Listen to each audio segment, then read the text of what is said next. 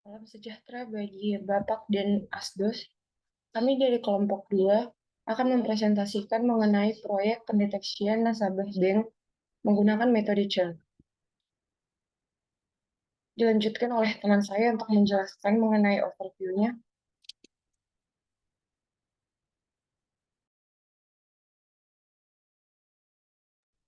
Adapun poin-poin yang akan kami jelaskan yaitu yang pertama introduction, yang kedua ada method, kemudian yang ketiga ada cara kerja aplikasi, untuk yang keempat ada kode explanation, yang kelima untuk demonstrasi, dan yang keenam ada conclusion.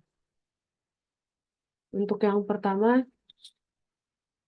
yaitu untuk introduction, yang dimana untuk data churn modeling ini sendiri ini adalah analisis prediktif untuk mengetahui kemungkinan pelanggan untuk meninggalkan layanan, yang dimana ini sering digunakan dalam perbankan. Dataset mencakup 10.000 entry pelanggan dari Eropa berisi informasi seperti skor, kredit, usia, saldo, dan juga status churn. Tujuan dari data churn modeling ini sendiri adalah untuk membangun model yang mengidentifikasi pelanggan yang berisiko tinggi agar bank dapat meningkatkan retensi pelanggan melalui intervensi proaktif. Untuk proses ini melibatkan eksplorasi data, data pemrosesan, pemodelan dengan algoritma pembelajaran mesin, evaluasi kinerja model. Nanti hasilnya yaitu untuk membantu manajemen dalam mengidentifikasi pelanggan berisiko, menawarkan intensif, dan mengembangkan program loyalitas untuk meningkatkan profitabilitas.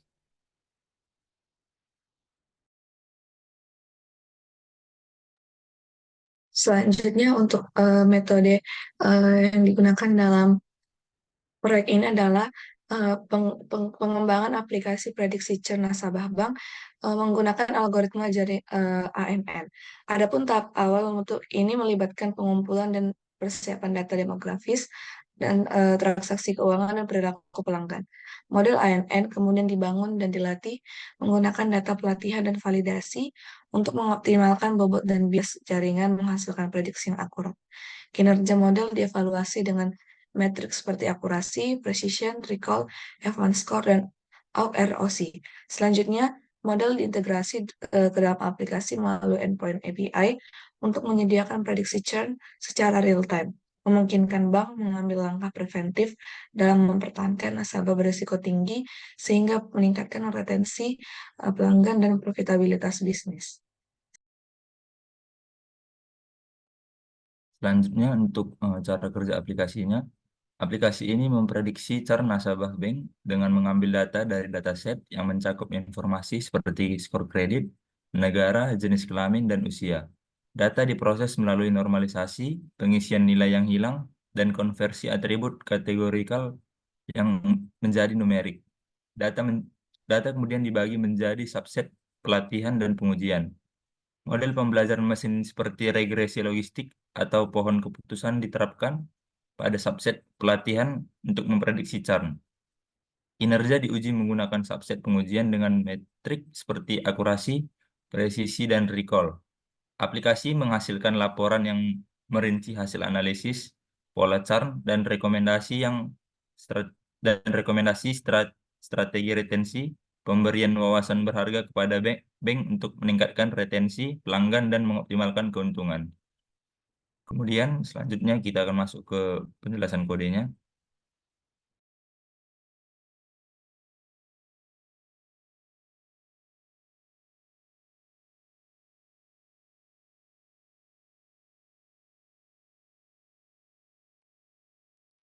Izin share screen.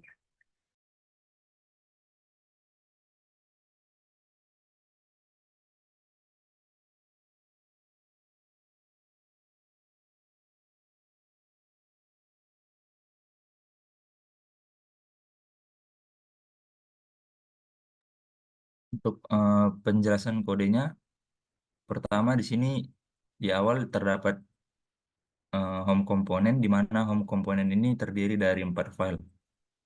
Yang pertama kita mulai dari home component.ts.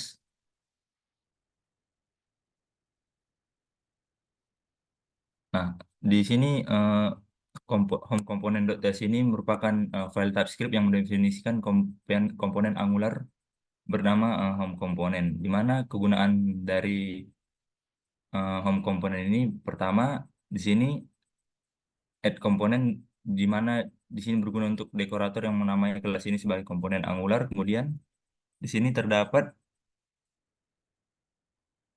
selektor, dia itu selektor nama elemen HTML yang digunakan untuk menyisipkan komponen ini di dalam template lain. Kemudian di sini terdapat standar alone, di mana di sini menunjukkan bahwa komponen ini dapat berdiri sendiri dan tidak memerlukan modul Angular. Kemudian di sini terdapat import, di mana import ini menyatakan bahwa router link digunakan untuk komponen ini agar dapat mendukung navigasi. Kemudian di sini terdapat template URL dan style URL, di mana untuk template URL-nya di sini dipanggil dari home.component.html dan stylenya dipanggil dari home.component.css. Kemudian masuk ke home component.spec.ts,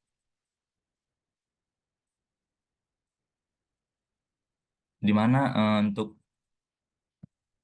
kode kedua ini merupakan file untuk unit testing komponen dari home komponen ini yang menggunakan framework Angular. Di sini yang pertama terdapat blok describe home komponen, di mana ini blok pengujian yang mendeskripsikan serangkaian tes untuk home komponennya. Kemudian di sini terdapat blok before edge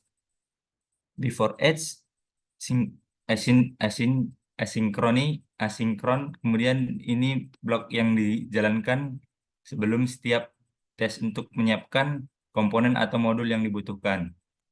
Selanjutnya di sini terdapat blok it should create, di mana ini merupakan tes dasar yang memastikan komponen berhasil dibuat. Selanjutnya masuk ke file ketiga, yaitu home.component.html. Ini merupakan kode yang akan ditampilkan ketika kita memulai aplikasi ini di awal. Ini merupakan tampilan awalnya. Di sini kita membuat desain dari backgroundnya, kemudian tata letaknya, dan berisi nama-nama anggota kelompok dari kelompok kami. Kemudian di sini terdapat router link generate ketika kita mengklik get start. Nanti akan ditampilkan ke page selanjutnya, yaitu page prediction page.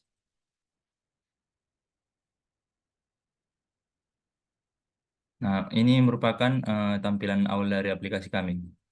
Untuk memulainya, di sini kita mengklik get start-nya. Selanjutnya akan dijelaskan oleh teman saya.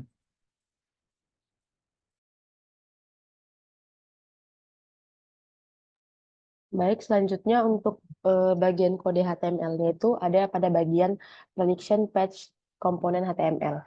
Nah, untuk yang tampilan pertama nanti dia akan menampilkan judulnya, yaitu ada predict if the customer will leave the bank. Nah, bisa dilihat di sini ada font block-nya, yang mana nanti itu akan menampilkan judul utama dengan font tebal, yang mana ukurannya itu bisa kita lihat ada teks 4 Excel ini, dan marginnya nanti, margin bawahnya ada 5, dan dengan lebar maksimumnya itu XL. Bisa dilihat untuk tampilannya seperti ini. Nah, di sini bisa kita lihat ada yang namanya form group predict from engage submit. Nah, yang mana ini untuk mendefinisikan sebuah form Angular yang terikat dengan form group prediction form, dan nantinya akan memanggil fungsi dari si on submit saat form nantinya akan disubmit. Nah, jadi ng submit ini berfungsi untuk menangani event submit form dan memanggil metode on submit di komponen Angular. Selanjutnya ada bagian elemen form, yaitu bagian input nama. Nah, di bagian input nama ini bisa kita lihat di sini ada yang namanya form control, yang mana ini merupakan binding untuk menghubungkan input dengan form control dalam form grup Angular. Selanjutnya ada yang namanya input usia. Nah, ini sama tadi seperti input nama tadi. Di sini menggunakan beberapa div, yang mana div itu merupakan sebuah elemen pembungkus. Nah, dan di situ nanti ada juga yang namanya form group, yang mana itu from control name, yang mana itu merupakan binding juga untuk menghubungkan input dengan from control dalam form group Angular. Yang mana dengan kode ini nanti from UI Angular ini siap menerima input dari pengguna untuk nama, usia, status, dan kartu kredit. Kemudian yang mana nantinya ini akan mengirimkan data tersebut untuk diproses lebih lanjut saat form akan disubmit. Selanjutnya ada pilihan kartu kredit. Di sini ada have credit card. Nah, yang mana nanti ini sama juga di sini ada bagian select from control name credit card class select bordered with fold. Nah, yang mana ini merupakan drop down dengan binding from control name ke form control credit card. Ya, di sini menggunakan option value yang mana merupakan opsi default yang tidak bisa dipilih dengan teks pick one. Selanjutnya di sini juga ada menggunakan form control name yang mana ini sama juga seperti yang tadi, ini merupakan binding untuk menghubungkan input dengan form control dalam form group Angular-nya.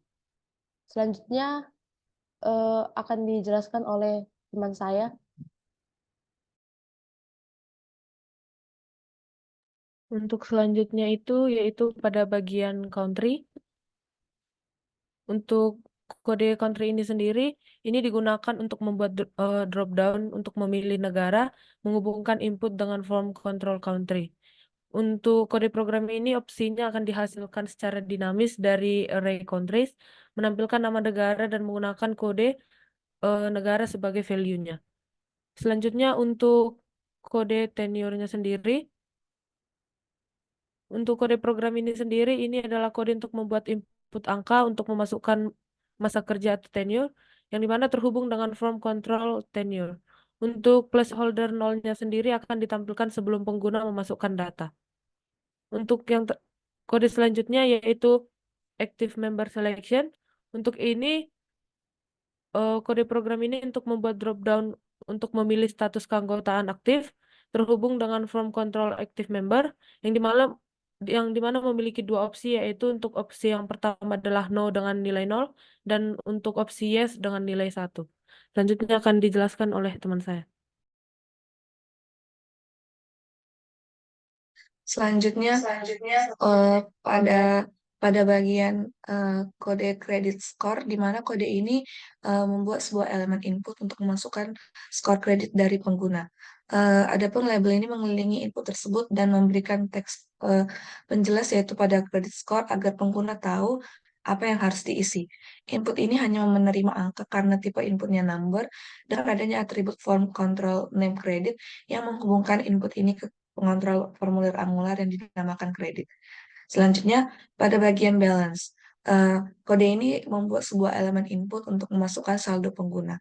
Sama seperti sebelumnya, label ini mengelilingi input dan memberikan text balance agar pengguna mengerti bahwa mereka harus mengisi saldo yang diisi, dan adapun tipenya merupakan number, dan adanya form control name balance menghubungkan input ini ke pengontrol formulir Angular. Selanjutnya, pada bagian estimate salary in a year merupakan kode yang membuat sebuah elemen input untuk memasukkan perkiraan gaji tahunan pengguna. Label ini memberikan teks penjelas estimate salary in a year sehingga pengguna tahu bahwa mereka harus mengisi gaji tahunan di sini dengan bertipe number sehingga hanya angka yang dapat dimasukkan. Selanjutnya akan dijelaskan oleh teman saya.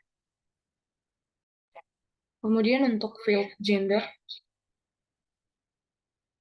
field ini digunakan untuk memilih jenis kelamin pengguna dari daftar opsi yang disediakan. Field gender dirancang untuk mengumpulkan input jenis kelamin dari pengguna dengan opsi yang dihasilkan secara dinamis dari data yang ada, memastikan fleksibilitas dan kemudahan pengelolaan. Kemudian untuk field number of products,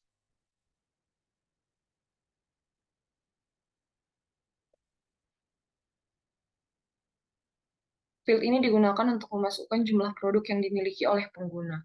Field number of products memungkinkan pengguna untuk memasukkan jumlah produk yang dimiliki secara numerik, memastikan input yang valid dan mudah digunakan. Kemudian tombol predict Tombol ini digunakan untuk mengirimkan formulir dan memulai proses prediksi. Setelah diklik, modal akan muncul untuk menunjukkan bahwa proses prediksi sedang berlangsung. Kemudian untuk tombol clear, tombol ini digunakan untuk mereset semua input formulir kembali ke nilai default mereka. Tombol clear memungkinkan pengguna untuk mereset formulir dengan cepat, memberikan cara mudah untuk memulai kembali dari awal. Kemudian untuk modal ini digunakan untuk memberikan feedback kepada pengguna tentang status proses prediksi, menunjukkan bahwa proses sedang berlangsung dan menampilkan hasil prediksi ketika selesai. Modal berfungsi sebagai mekanisme feedback interaktif yang memberikan status real-time dari proses prediksi kepada pengguna. Ini memastikan bahwa pengguna tetap terinformasi selama proses berlangsung dan dapat melihat hasil akhirnya dengan jelas.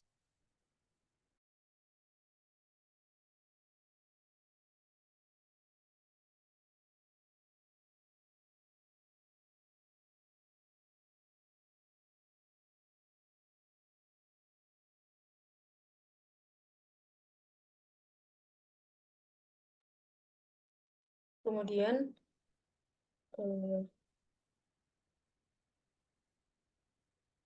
kita masuk ke penjelasan kode yang prediction page component.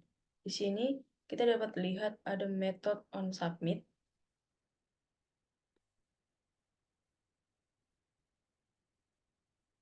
Nah, metode ini akan dipanggil saat komponen diinisiasi, dan ini melakukan dua HTTP GET request untuk mengambil data gender dan negara, dan kemudian akan disimpan dalam genders dan countries.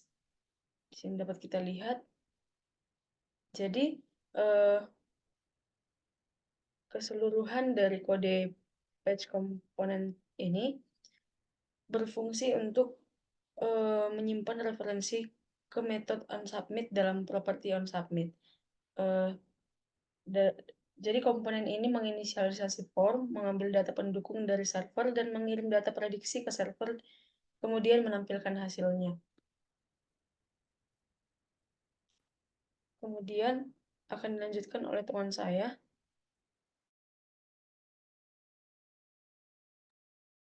Baik, selanjutnya kita akan masuk ke bagian back-end-nya, dan serta juga di sini ada bagian dari machine learning-nya.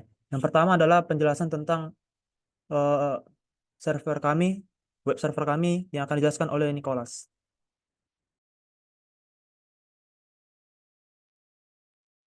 Baiklah. Untuk bagian backend, yaitu melalui app.py, di sini kita dapat melihat yang pertama-tama itu ialah melakukan inisialisasi untuk impor. Jadi library yang diimpor itu ada Keras, NumPy, Pandas, TensorFlow, dan Sklearn. Keras dan TensorFlow itu digunakan untuk membangun dan melatih model neural network yang ada. Kemudian NumPy dan Pandas itu digunakan untuk menangani data.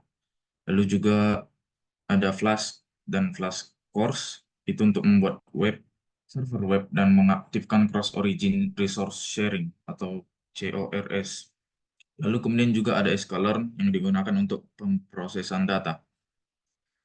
Lalu kemudian bagian bawah kita dapat melihat ada app sama dengan Flask, kemudian name. Nah, app Flask name ini digunakan untuk melakukan inisialisasi web aplikasi Flask. Lalu juga ada ANN sama dengan keras.models.sequential dan SC sama dengan standard scalar. Lalu ada npset options, lalu ada geographic array dan genders. Nah, ini semua deklarasi variabel global dan inisialisasi neural network. ANN itu merupakan model neural network yang kami gunakan.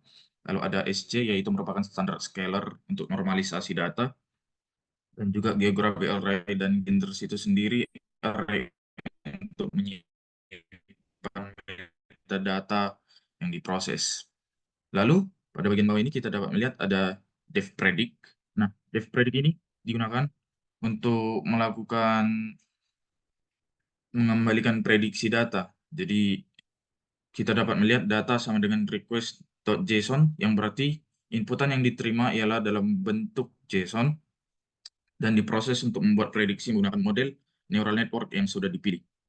Kemudian, Untuk bagian bawah juga kita dapat melihat ada def, get, geografi.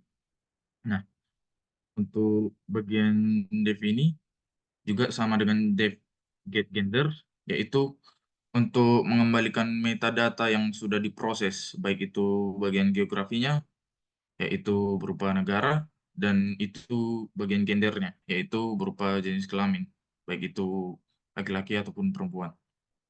Lalu, di bagian sini, bagian bawah ini, kita dapat melihat ada if, name, sama dengan main. Nah, bagian ini dibuat untuk memuat dan pemrosesan data. Jadi, yang pertama itu ialah melakukan pembacaan pada file churnmodeling.csv, yaitu merupakan file yang kami dapat untuk datasetnya, lalu dipisahkan melalui fitur X dan label Y, lalu kemudian akan diterima input gendernya dan mengkodekan label gender, menyimpannya dalam genders, lalu juga menyimpan geografi dalam geografi array, dan di sini juga terjadi pembagian dataset yang menjadi pelatihan dan pengujian. Lalu juga dilakukan standarisasi menggunakan standar scalar pada bagian ini. Lalu pada bagian bawah lagi. Baiklah, di sini kita dapat melihat bagaimana itu membangun dan melatih neural network. Jadi ada ANN sama dengan keras.model.sequential, AAN add, kemudian ada 3 add, lalu compile dan feed, lalu run. Nah, pada bagian ini yaitu dibangun neural network dengan 3 lapisan, 2 lapisan tersembunyi dengan masing-masing 6 unit, dan aktivasi ReLU yang merupakan itu. Kita dapat melihat activation ReLU. Lalu satu lapisan output dengan 1 unit dan aktivasi sigmoid untuk klasifikasi binarnya. Kita juga dapat melihat di sini terjadi ann.compile, optimizer Adam, loss binary cross entropy, matrix sama dengan accuracy. Yang berarti di sini akan dilakukan kompilasi model dengan optimizer Adam dan loss binary cross entropy. Dari kode ini juga kita dapat melihat bahwa model dilatih dengan data pelatihan. Lalu pada bagian bawah app run itu akan memulai aplikasi Flash untuk menerima permintaan yang masuk. Baiklah, sekian penjelasan dari saya. Baik, sekarang saya akan mendemokan bagaimana aplikasi ini bisa bekerja. Pertama kita jalankan dulu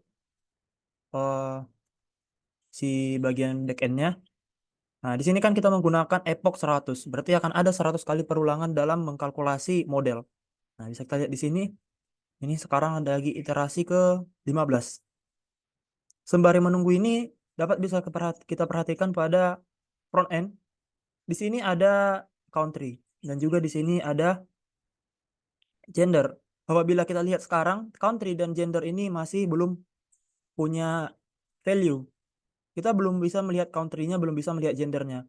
Itu semua terjadi kenapa? Karena bisa kita lihat pada backend tadi, di sini ada data get geografi dan juga dapat kita lihat ada get gender. Get geografi dan get gender ini adalah metode yang kita gunakan untuk mendapatkan data geografi dan juga gender yang sudah kita encode. Di sini kita tidak menggunakan data mentah. Di sini kita terlebih dahulu melakukan encoding terhadap data gender dan juga data geografi yang bisa kita lihat di sini. Kita menggunakan one hot encoder karena pada dasarnya nilai dari gender dan geografi itu bisa beragam dan dia bentuknya string. Kita konversi nanti dia ke bentuk biner. Jadi sekarang apa backend kita udah berjalan di port 5000. Kita refresh ini. Harusnya dia sudah melakukan load dari backend. Dan bisa kita lihat di sini di country sudah masuk dia country-countrynya ada France, Spain, Germany dan juga ada female dan male. Itu semua adalah data yang diperhitungkan oleh model kami. Di mana perhitungannya di sini? Pada for loop ini dia akan mengambil gendernya dan mengambil nilai yang sudah di encode. Ya, hasil encode-nya itu akan disimpan dalam JSON, JSON-nya di dalam code. Jadi code ini yang nanti akan dilemparkan ke front end sehingga kita bisa apabila kita inspect ini, kita inspect, kita akan melihat bahwa nilai country ini berisi nilai biner, yaitu 1010. 100, 001, 010. Jadi kita nggak nyimpan country. Misalnya friends, di sini friends, tidak. Karena ini adalah best practice dari machine learning. Kita harus melakukan encoding terhadap data yang sekiranya dia memiliki banyak ragam dan berbentuk string. Oke, sekarang sudah berjalan, kita akan coba melakukan prediksi. Di sini kami menyediakan 3 test set untuk melakukan prediksi. Pertama kita isi Johnston, kemudian umurnya ada umurnya 27. Kemudian dia punya credit card atau tidak? Dia punya credit card berarti 1. 1 itu yes. Kemudian country-nya friends. Credit score-nya 712. Gendernya female. Tenure-nya 2. Balance-nya ini cukup sulit diketik. Number of product-nya 1. Kemudian has credit card sudah. Active member no. Kenapa no? Karena dia 0. Estimated salary segini. Dan sesuai dengan data yang akan kita validasi seharusnya nilainya adalah no. Tapi mari kita lakukan prediksi. Ini adalah tampilan prediksinya false. Jadi customer tidak akan meninggalkan bank.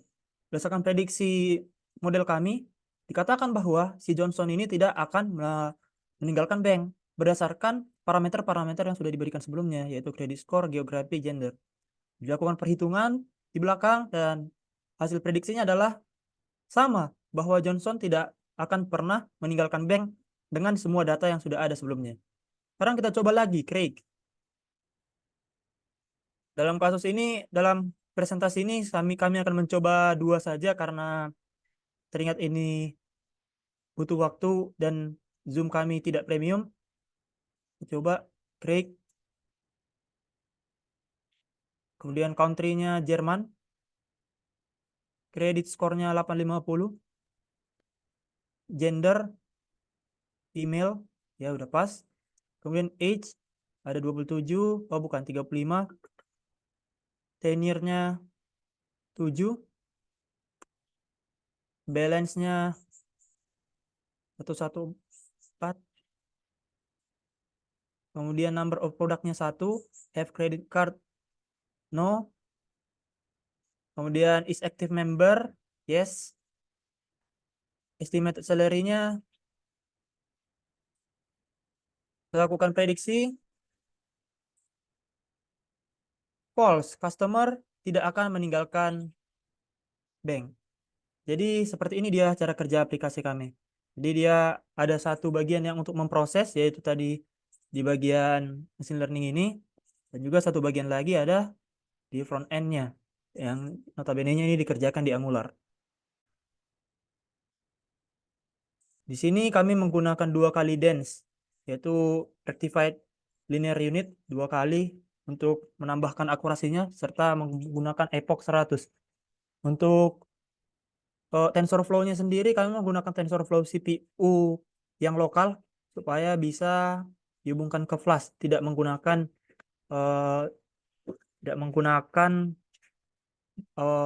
Google Cloud dalam menjalankan program Python ini. Jadi mungkin ini saja yang bisa saya presentasikan.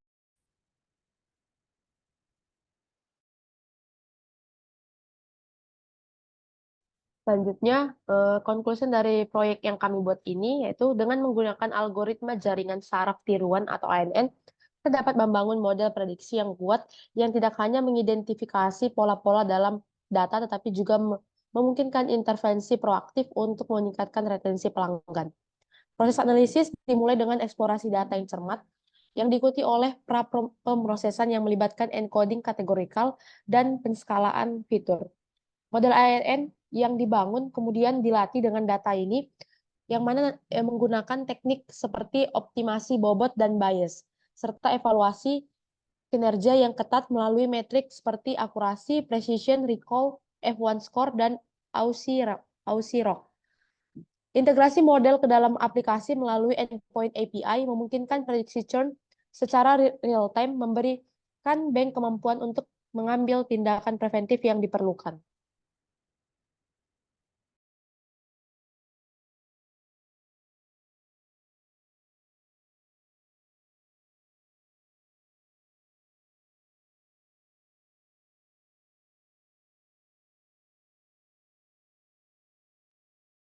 Sekian hasil dari presentasi kami. Jika ada kesalahan, mohon dimaafkan. Terima kasih.